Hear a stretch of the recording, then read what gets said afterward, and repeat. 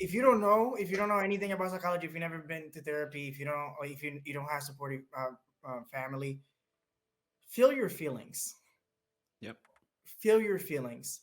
A lot of people in our communities tend to hide their feelings, bottle them up, literally whether it's alcohol, smoking, whether it's watching like now like people don't understand that they're doing that just through binging Netflix for days on end because they're not allowing themselves to sit with their thoughts Hmm. and really dive deep into them and like really feel your feelings. Yeah. I emphasize the fact of feeling your feelings because it's gonna suck. Like it's when you Yes, it first does. start doing the work, like there's gonna be tears. It hurts again because you're experiencing like in your mind you're experiencing that situation again. Hmm. But until you are able to like work on detaching yourself from that and understanding that that's not who you are, that's not your identity, you're not going to be able to heal properly. You're not going to be able to actually get through those hard times. Yeah. And what ends up happening is that you bring that to the next person that you interact with. You bring that Yes. to your family, your friends, your relationships, and that can cause a lot of pain in our communities, in our families. Hmm. So I love that you use the word challenge because it is a challenge. But Yeah.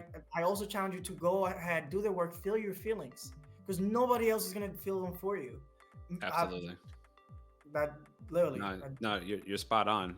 And I would mhm, say one way that you could do that if you don't mhm, have access to a therapist, because this is mhm, something that I did like way, way back when, even though I value it much more now, but I didn't really appreciate it as much at the time, is journal.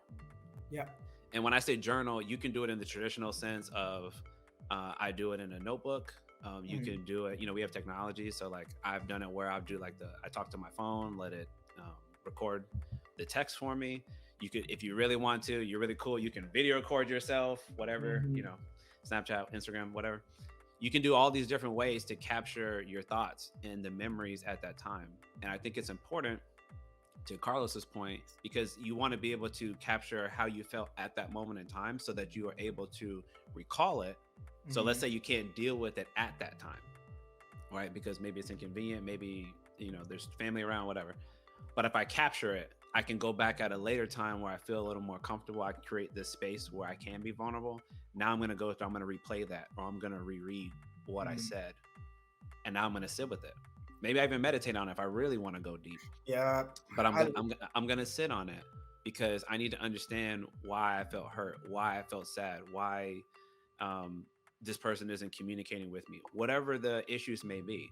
That's something that you can do even when you don't have anybody else around.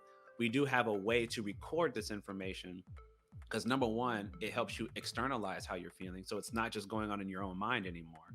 But then you mhm. can go back to it maybe when you're in a calmer place and go through and actually process them, and because that will be vital for any type of relationship you want to have in the future.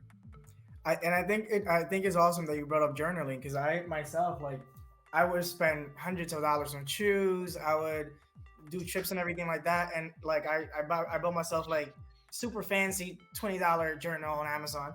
So I was like, I'm gonna invest in myself. This was one of the first investments that I made on myself. But Yeah. something that I learned through journaling as well is that when you write it down, then you're able to like detach yourself from it. Understand Hmm. that that's not who you are. That's something that you've been through. Right. That's something that you felt, but that's not who you are. You are love. You are expansion. You are way more than just those feelings that are just honestly reactions of your brain to the environment.